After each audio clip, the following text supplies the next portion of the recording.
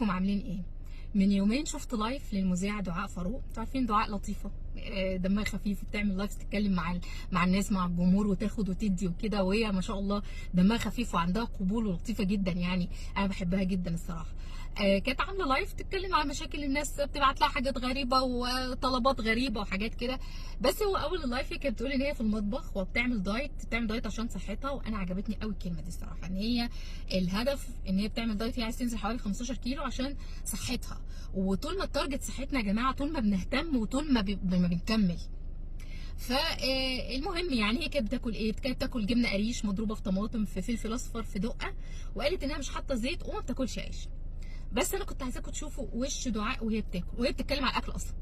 اولا هي كانتش مبسوطه خالص، واضح ان الوجبه مش بسطاها، ان الوضع كله كده مش بسطها. نوعا ما مغصوبه عليه. فالاكل يا جماعه متعه، هو اكل صحي ومظبوط، بس في حاجه ناقصه، هي مش مبسوطه.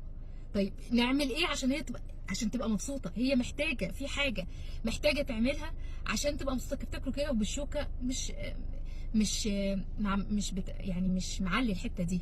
الاكل احنا مينيمم بناكل 3 مرات، في ناس بتاكل 4 مرات 5 مرات.